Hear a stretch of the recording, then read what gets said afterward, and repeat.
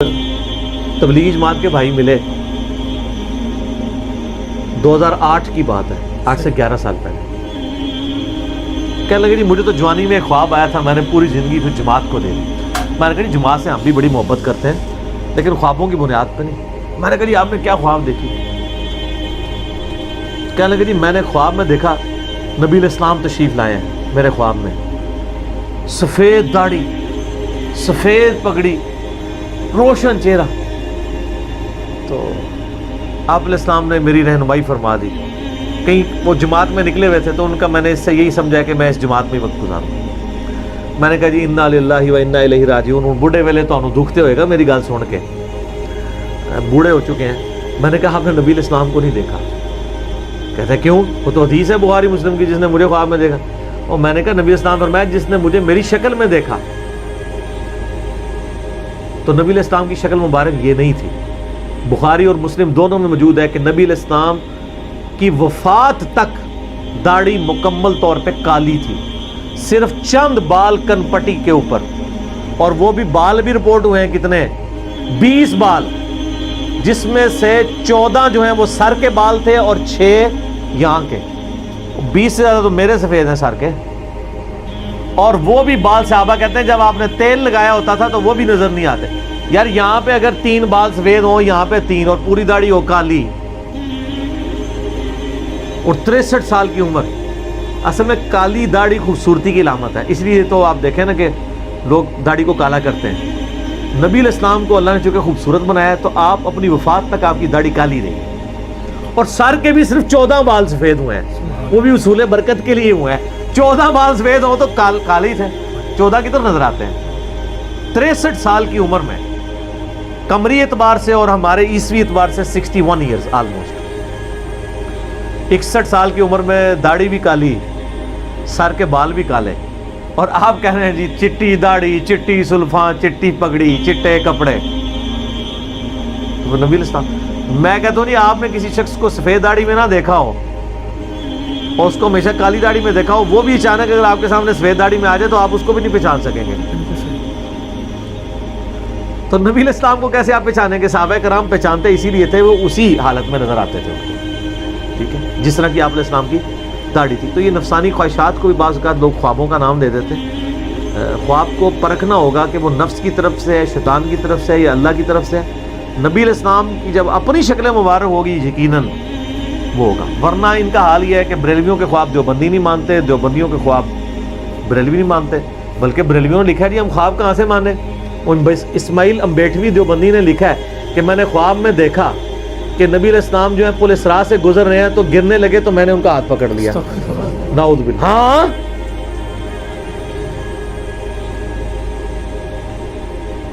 تو یہ لوگ، یہ باپا جانی کے مریدین بیان کرتے ہیں، وہ کہتے ہیں نہیں میں روضہ شریف پہ حاضر تھا تو جب میں نے سلام عرض کیا تو اندر جالی شریف سے جواب آ گیا۔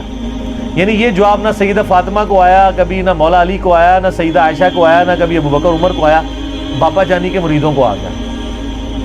وہ کہتے ہیں جی میں حیران ہو گیا کدھر سے آواز آ رہی ہے، تو غور سے سنا تو جالی شریف سے آ رہی تھی، حالانکہ اس کو پتہ ہی نہیں ہے کہ جالی شریف کے پیچھے کوئی نبی علیہ السلام کی قبر تو نہیں ہے، وہ تو بہت دور ہے، قبر دیوار ہے ادھر، کوئی بندہ قبر کے باہر بھی کھڑا ہو کے بولے تو تب بھی جالی سے باہر آواز نہ آئے۔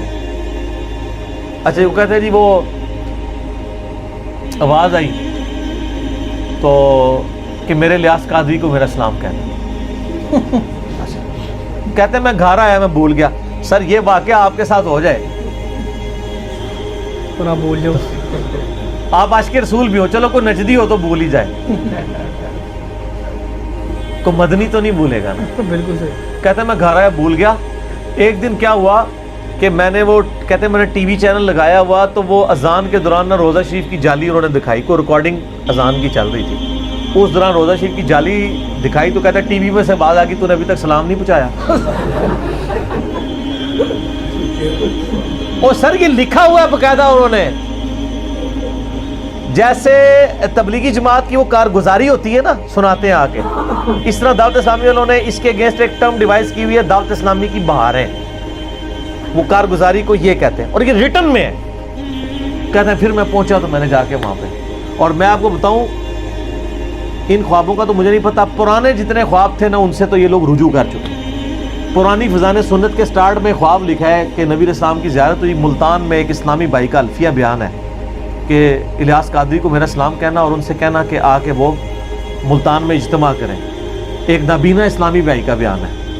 سر وہ بعد میں جب تحقیق کی، اجتماع تو خیر ہو گیا، کئی سالوں بعد اس نابینا نے کہا کہ بھی الیاس قادری صاحب ہمیں اپنی یعنی ملتان کے لیے اجتماع کے لیے وہ ٹائم نہیں دیتے تھے، تو میں نے خود سے خواب گھڑ کے بیان کر دیا تھا. خواب دیکھے ہی کوئی نہیں تھا، اس پہ پورا اجتماع بھی ہو گیا ہے، اور اجتماع میں بھی یقین اناؤنسمنٹ ہوئی ہوگی کہ اللہ کے نبی نے کروایا ہے. کتنے لوگ وہاں پہ روئے ہوں گے. میں خود یعنی کئی رائے وینڈ والوں کو ملوں، وہ کہتے ہیں کہ نبی علیہ السلام صحابہ سمیت رائے وینڈ اجتماع میں آتے ہیں. میں رائے وینڈ اجتماع میں بھی جاتا رہا ہوں، اس سے پہلے دعوت اسلامی کے اجتماع میں جاتا رہا ہوں، وہاں بھی ہم سنتے رہے. سر ہمیں تو بڑے اجتماعات میں بشارتیں ملی ہوئی ہیں، آپ لوگ پتہ نہیں کیوں ہمیں گالیاں نکالتے ہیں، ہم تو کئی بار بخشے گئے ہیں اجتماعات میں. ظاہر ہے جب جنت کی بشارتیں ملی ہیں تو میں بخیا ہی ہویا نا. رائے وینڈ بھی ملی ہوئی ہے تے ملتان اجتماع بھی ملی ہوئی ہے، پھر بھی کہتے ہیں گمراہ ہے. گمراہ کتوں اسی تے بخش تواڈے اجتماع تو اسی جنت دے ٹکٹ لے کے آئے ہوئے ہیں، تے اگر میرا ٹکٹ جعلی ہے تو پھر تواڈے ٹکٹ کے ہوئے. ٹھیک ہے نا. تو یہ اس طرح کے نا یعنی وہ خواب بیان کرتے ہیں. صحیح بخاری میں حدیث ہے، نبی علیہ السلام نے فرمایا سب سے بڑا جھوٹا وہ ہے جو جھوٹا خواب بیان کرتا ہے حالانکہ اللہ نے اس کو نہیں دکھایا ہوتا. اور سر جھوٹے کا مطلب آپ پھر سمجھ لیں، لعنت اللہ علی الکاذبین، جھوٹوں پہ اللہ کی لعنت. اور اللہ کی لعنت کا مطلب کیا ہے؟ اللہ کی رحمت سے دور.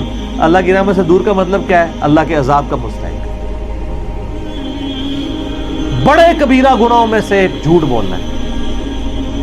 اور یہ لوگ جھوٹے خواب، وہ بھی نبی علیہ السلام کے، اور نبی علیہ السلام پہ آپ جھوٹا خواب بیان کریں گے پھر آپ پہ وہ والی حدیث بھی لگے گی بخاری و مسلم کی جس نے میری طرف جھوٹی حدیث منسوب کی. حدیث کا مطلب صرف نبی علیہ السلام کا فرمان نہیں، ان کی طرف جو بات منسوب کی وہ اپنا مقام دوزخ میں دے گی. تو اب وہ اس سوال کی طرف میں اینڈ پہ واپس آؤں کہ گلدستہ اہل بیت کے حوالے سے طارق جمیل صاحب کے کسی چاہنے والے نے اگر خواب دیکھا ہے، ہم نہ ایسے خوابوں کی تصدیق کرتے ہیں نہ ان کی تکذیب کرتے ہیں، معاملہ اللہ کے سپرد کرتے ہیں. ان سے آپ باقی والے عقیدے نہ نکالنے شروع کر دیا کریں، وہ بالکل غلط ہے. آپ میرا خوابوں کے اوپر علیحدہ سے 6B مسئلہ بھی دیکھ لیں. یہ ایک اللہ تعالیٰ کا ڈپارٹمنٹ ہی علیحدہ ہے جس میں اللہ تعالیٰ تمثیل کے ساتھ چیزیں دکھاتا ہے.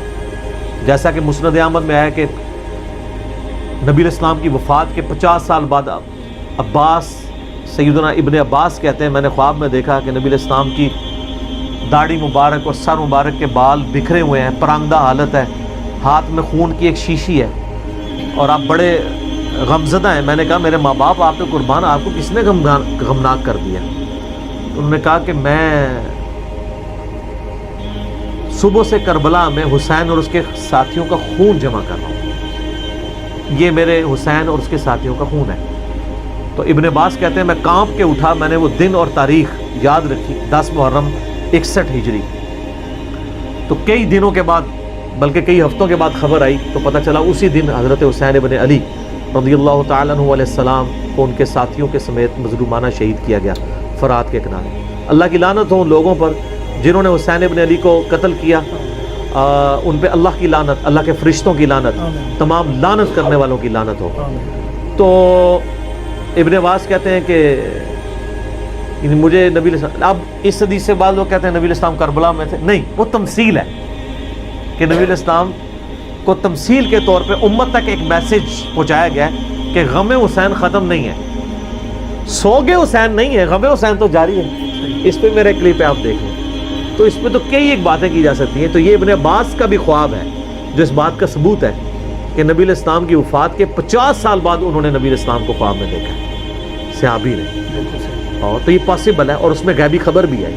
حاضر و ناظر اور علم غیب اس سے ثابت نہیں ہوتا، یہ محکمہ علاقہ ہے. ہم یہ مانتے ہیں کہ اللہ تعالیٰ اپنے نبی کو جتنی غیب کی خبریں چاہتا ہے عطا فرما دیتا ہے، اس میں تو کوئی نہیں ہے، کوئی دوسری رائے نہیں. باقی نبی علیہ السلام ہر وقت ہر جگہ موجود، نعوذ باللہ. آپ کو ہر چیز کا علم ہر جگہ کا، ایسا نہیں ہے. یہ عقیدہ وہی مانے جو ہے. حاضر و ناظر پہ میرا مسئلہ نمبر 7 دیکھ لیں، علم غیب پہ 6A اور 6B مسئلہ دیکھ لیں. اور یہ تو 1.5-2 گھنٹے کے ہیں چونکہ سارے وسوسے میں نے کور کیے ہیں. پچھلے دنوں میرا ایک چھوٹا سا کلپ ریکارڈ ہوا ہے، یا رسول اللہ انظر حالنا. سر وہ ایک کلپ 17-18 منٹ کا سارے عقیدوں کو کور کرتا ہے. وہ آپ یوٹیوب پہ جا کے لکھیں یا رسول اللہ انظر حالنا پہ عقیدہ انجینئر محمد علی مرزا، تو رومن میں جا کے لکھیں تو انشاءاللہ وہ کلپ کھل جائے گا.